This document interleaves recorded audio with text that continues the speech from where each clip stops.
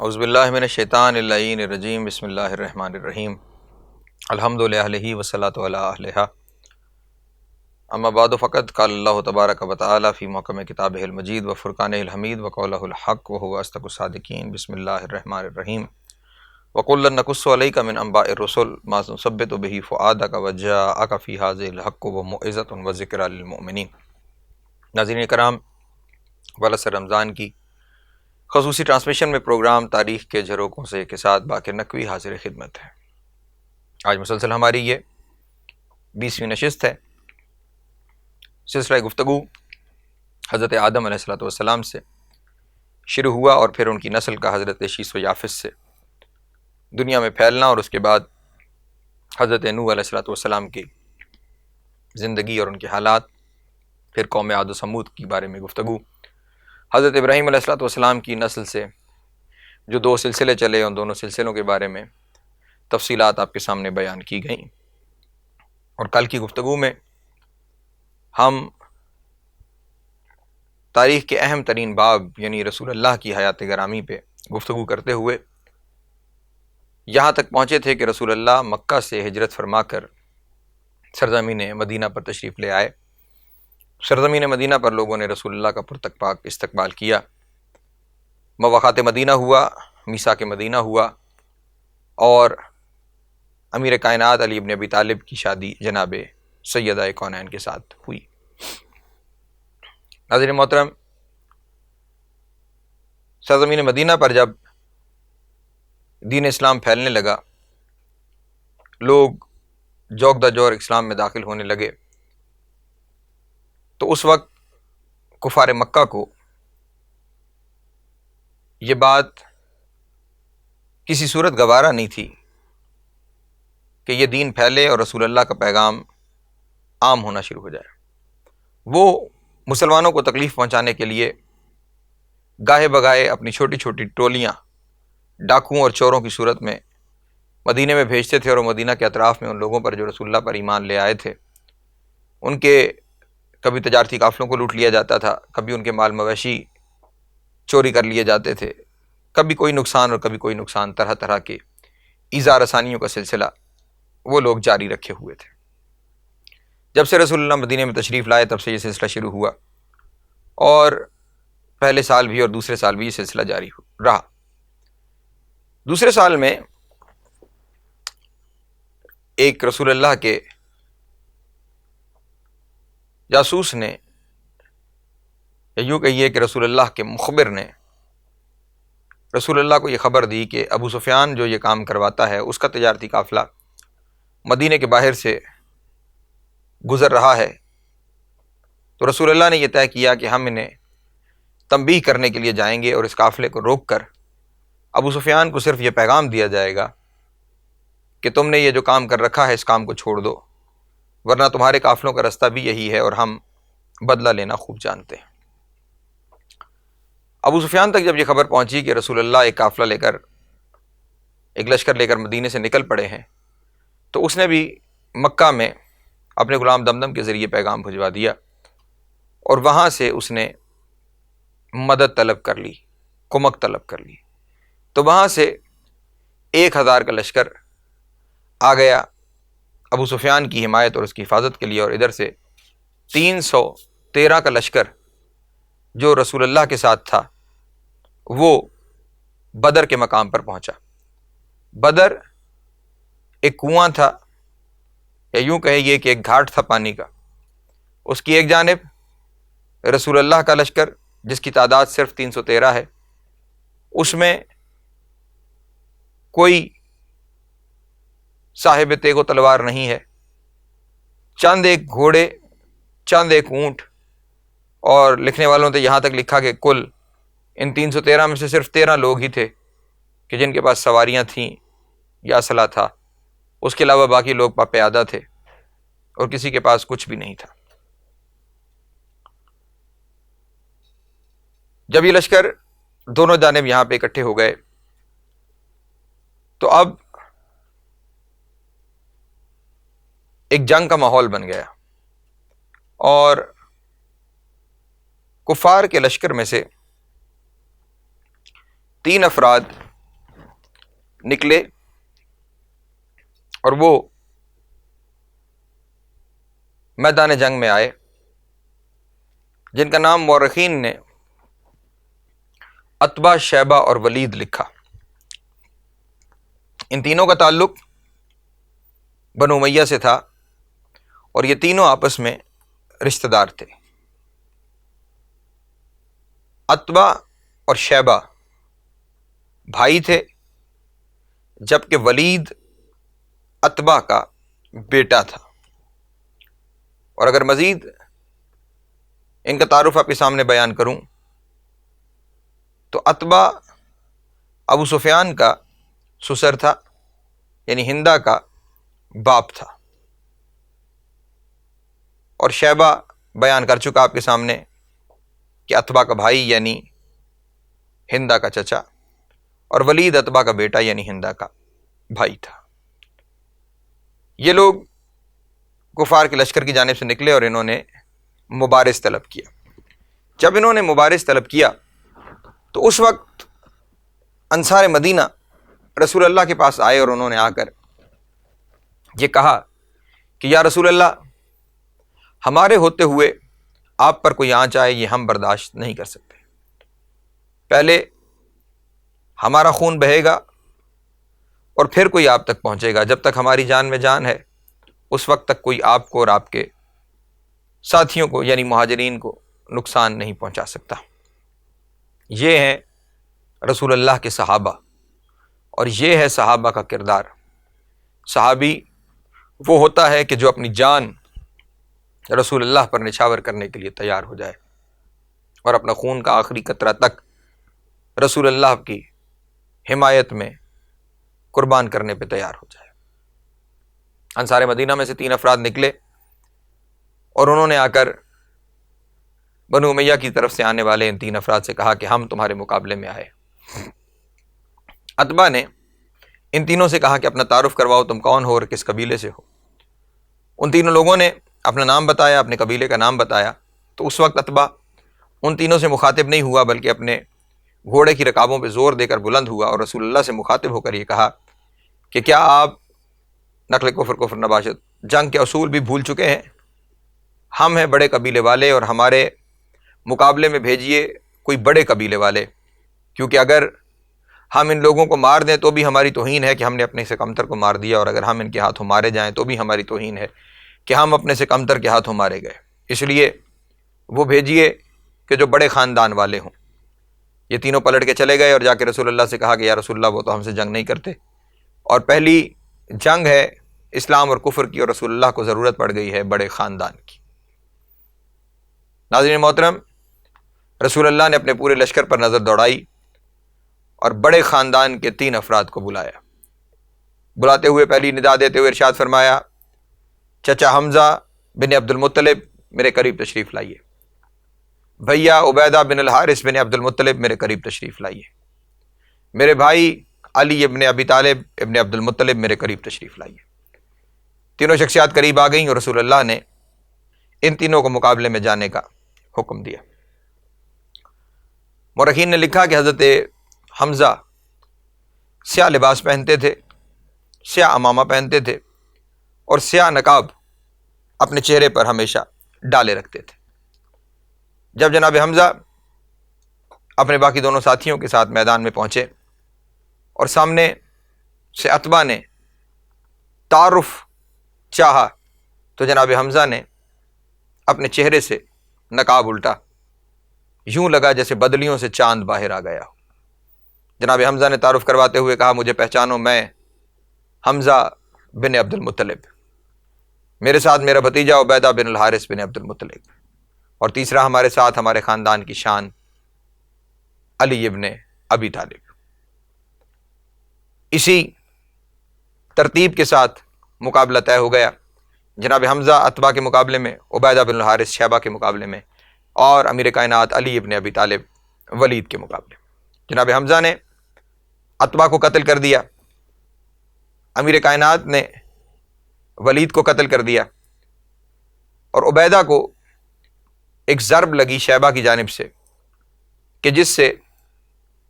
ان کی شہرک کٹی۔ تو جناب امیر کائنات نے اپنے بھائی کی مدد کرتے ہوئے شیبہ کو بھی قتل کر ڈالا۔ میدان سے حضرت عبیدہ بن الحارث کو زخمی حالت میں لے کے آیا گیا۔ اس وقت تک خون بہت بہہ چکا تھا۔ رسول اللہ نے جناب عبیدہ بن الحارث کا سر اپنی گود میں رکھا اور ان کے سر کو اپنے مقدس ہاتھ سے رسول اللہ سہلا رہے تھے کہ جناب عبیدہ بن الحارث نے آنکھیں کھول کر رسول اللہ کے چہرے کی زیارت کی اور ساتھ ہی ایک جملہ ارشاد فرمایا کہ یا رسول اللہ، روز محشر میری جانب سے ابو طالب کے سامنے گواہ ہو جائیے گا اور انہیں یہ کہیے گا کہ ہم نے ان کا وعدہ پورا کر دیا، ہم نے اپنی جان محمد پر قربان کر دی لیکن محمد پہ آنچ نہیں آنے دی۔ یہ تربیت ہے حضرت ابو طالب کی کہ جو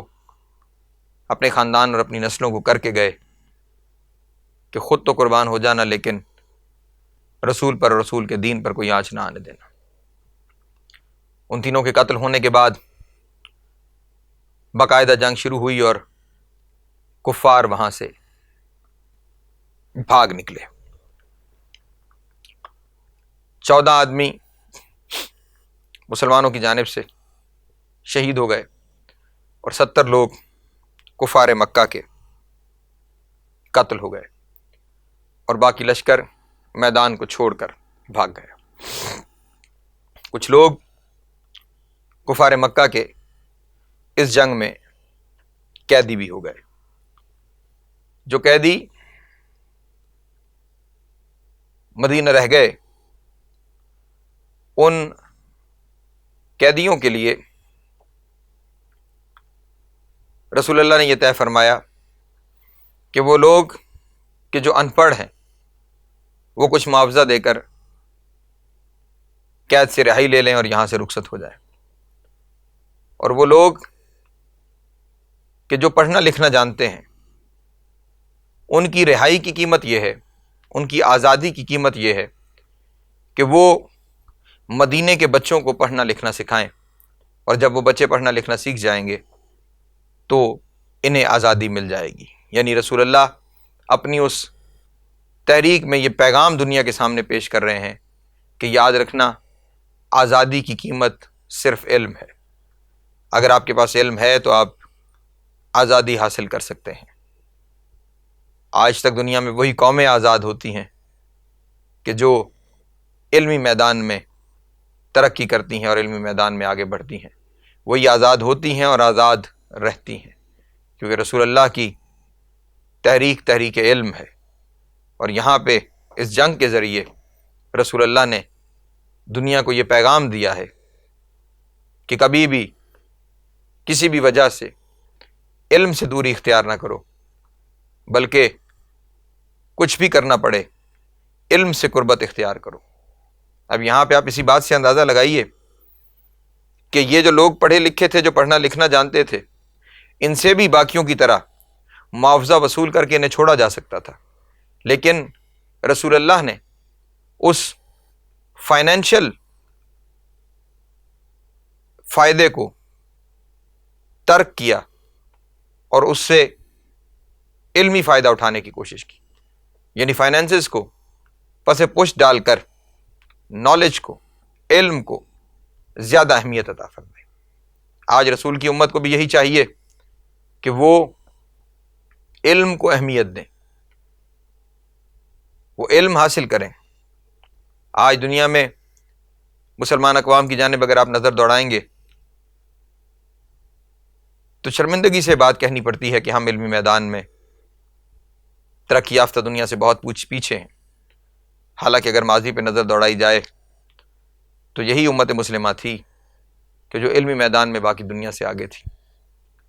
حضرت امام جعفر صادق علیہ السلام کے شاگردان میں جابر ابن حیان جیسے لوگ گزرے ہیں۔ اس قدر علمی ترقی تھی مسلمانوں میں، لیکن آج تنزلی ہے۔ شاید ہم نے کہیں رسول اللہ کے بتائے ہوئے رستوں سے انحراف کر دیا ہے۔ بہرحال ہمارا اس وقت موضوع تاریخ ہے، اور ہم تاریخ سے ہی سبق سیکھ رہے ہیں کہ خداوند عالم نے بھی جو قرآن مجید میں تاریخ کو بیان کیا تو یہی کہہ کر بیان کیا کہ میرے حبیب، ہم یہ جو قصے آپ سے بیان کر رہے ہیں اس لیے کہ آپ کے دل مضبوط ہو جائیں۔ انہی قصوں میں حق بھی ہے اور انہی قصوں میں نصیحت بھی ہے۔ ہم بھی یہ تاریخ کے واقعات اور قصے آپ کے سامنے تاریخ کے جروکوں سے جھانک کر اسی لیے پیش کرتے چلے جا رہے ہیں تاکہ ہم ان سے سبق حاصل کر کے اپنی زندگی کو بہتر انداز میں اور اس رستے پہ جس سے رسول اللہ ہمیں چاہتے تھے اس رستے پہ چلیں، کیونکہ خود خداوند عالم نے بھی یہی ارشاد فرمایا ہے کہ لقد کان لکم فی رسول اللہ اسوۃ حسنہ، ہم نے رسول اللہ کی زندگی میں، رسول اللہ کی سیرت میں تمہارے لیے اسوہ حسنہ رکھا ہے، بہترین رستہ رکھا ہے، اس پہ عمل کرو گے تو کامیاب ہو جاؤ گے۔ اس جنگ میں ہمیں جہاں جنگ کے اصولوں سے آگہی ملتی ہے وہیں ہمیں یہ بھی سبق مل رہا ہے کہ ہم نے زندگی علم کے ذریعے کیسے گزارنی ہے۔ بہرحال یہ اسلام اور کفر کی پہلی جنگ، جسے دنیا جنگ بدر کے نام سے جانتی ہے، اس جنگ کی فتح کا سہرا بنو ہاشم کے سر آیا، بنو عبد المطلب کے سر آیا، اور حضرت حمزہ جنہیں شیر رسول خدا کہا گیا اور حضرت علی ابن ابی طالب جنہیں شیر خدا کہا گیا، ان کی تلوار کے ذریعے مسلمانوں کو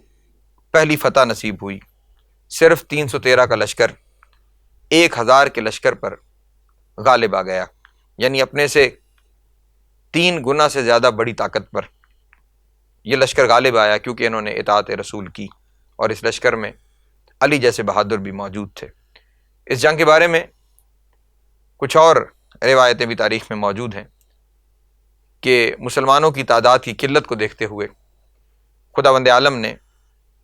آسمان سے مسلمانوں کی مدد کے لیے فرشتے بھی نازل کیے، اور مورخین و مفسرین نے اس بات کو لکھا کہ یہ فرشتے حضرت علی ابن ابی طالب کی صورت میں نازل ہوئے تھے، اور جب یہ کفار بھاگتے تھے تو ہر ایک بھاگنے والا یہی کہتا تھا کہ میرے پیچھے علی آ رہے، وہ علی کہ جس نے اسلام کو پہلی فتح سے سرفراز کیا، اور صرف پہلی فتح سے ہی نہیں، ہر ایک فتح کا سہرا اسی شاہ سوار کے سر پہ رہا۔ ہر میدان میں اسلام کا محافظ، مسلمانوں کا محافظ بن کے علی ابن ابی طالب ہی اپنی جان پیش کرتے رہے، اور ان جنگوں سے پہلے بھی بستر رسول پر بھی اپنی جان رسول پہ نشاور کر کے علی ابن ابی طالب ہی رسول کے بستر پر لیٹے۔ وہ جو ہر میدان میں بزم ہو یا رزم ہو اسلام کا سب سے بڑا محافظ تھا، اسی علی ابن ابی طالب کے خلاف کئی جنگیں لڑی گئیں، اور پھر اسی علی کو 40 ہجری کے ماہ رمضان میں سرزمین کوفہ پر شہید کر دیا گیا۔ یہ 40 ہجری کا رمضان جب شروع ہوا تو امیر کائنات کی زندگی میں ان کی روزمرہ کی طریقہ کار میں لوگوں نے عجب تبدیلیاں دیکھیں۔ اس ماہ رمضان سے پہلے کبھی کسی نے امیر کائنات کی ریش مبارک میں سفید بال نہیں دیکھا تھا، لیکن اس ماہ رمضان میں 40 ہجری کے ماہ رمضان میں علی ابن ابی طالب نے اپنی ریش مبارک کو خضاب کرنا چھوڑ دیا۔ ایک صحابی نے سوال کیا کہ مولا، آپ اپنی ریش مبارک کو خضاب نہیں کر رہے، تو امیر کائنات نے یہ ارشاد فرمایا کہ اس ماہ رمضان میں میری داڑھی کو وہ خضاب ہوگا کہ جو قیامت تک نہیں اترنے پائے گا۔ اسی ماہ رمضان کی دوسرے عشرے کی ایک تاریخ میں امیر کائنات نے فجر کی نماز کے بعد اپنی شہزادی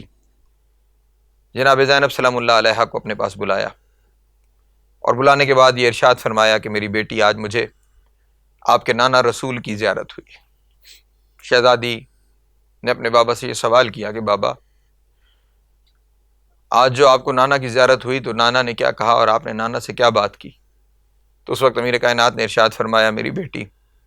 میں نے آپ کے نانا کی قدم بوسی کی اور آپ کے نانا نے مجھے سینے سے لگا لیا،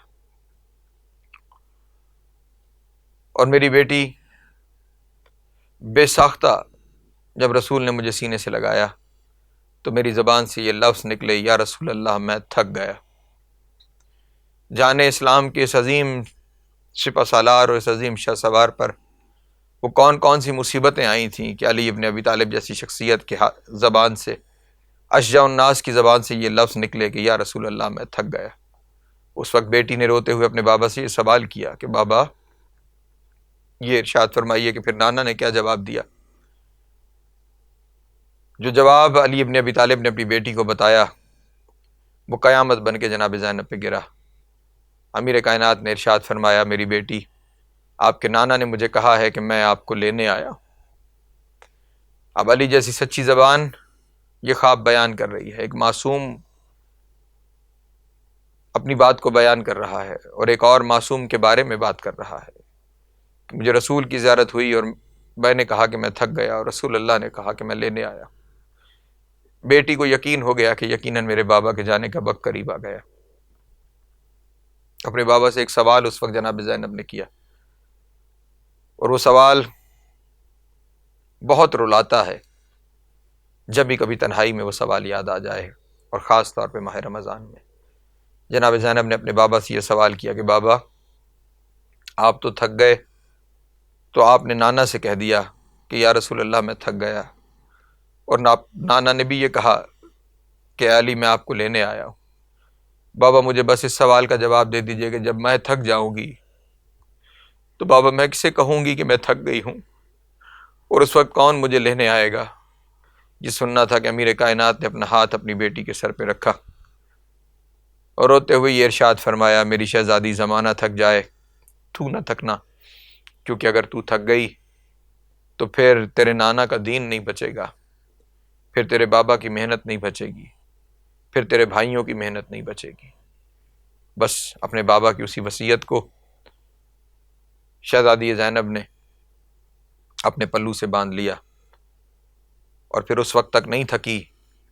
کہ جب تک کہ دین ہمیشہ کے لیے محفوظ نہیں ہو گیا۔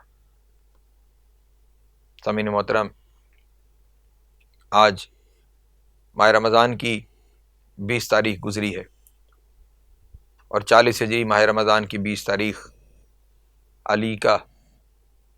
آخری دن ہے اپنے خاندان والوں کے درمیان۔ ارد گرد خاندان والے بھی موجود ہیں، لوگ بھی موجود ہیں، اور امیر کائنات کا یہ عالم ہے کہ وہ جو تلوار امیر کائنات کے سر میں لگی تھی وہ زہر میں بجھی ہوئی تلوار تھی، اور زہر اب جسم میں اثر کرتا چلا جا رہا تھا، اور لکھنے والوں نے لکھا کہ پیشانی پہ بندھی ہوئی پٹی کا رنگ اور امیر کائنات کی جلد کا رنگ ایک جیسا ہوتا چلا جا رہا تھا۔ شدت تکلیف سے امیر کائنات کر رہے تھے۔ قاتل گرفتار کر کے امیر کائنات کے سامنے پیش کر دیا گیا، عبد الرحمن ابن ملجم، خداوند عالم اس پہ لعنت کرے، کہ جس نے امیر کائنات کو زخمی کیا تھا۔ جب اسے میرے مولا کے سامنے پیش کیا گیا تو امیر کائنات نے دیکھا کہ اس کے ہونٹ خشک ہیں اور یہ پیاس سے تڑپ رہا ہے۔ فوراً اپنے بیٹے سے کہا کہ میرے لال مجھے یہ پیاسا دکھائی دیتا ہے، اسے پانی پلاؤ۔ ناظرین محترم، کہ جو اپنے قاتل کو بھی پیاسا نہیں دیکھ سکتا تھا، جانے کربلا میں اس نے اپنی اولاد کو 3 دن کا بھوکا پیاسا کیسے دیکھا ہوگا، اور بالخصوص اس علی نے اس 6 مہینے کی علی کی پیاس کو کیسے دیکھا ہوگا، کہ جس کے لیے جب اس کے بابا نے پانی کا ایک قطرہ طلب کیا تھا تو اس کے بدلے ایک سہ شعبہ تیر مارا گیا، کہ جس کا وزن شاید اس بچے کے وزن سے بھی زیادہ تھا۔ ناظرین محترم،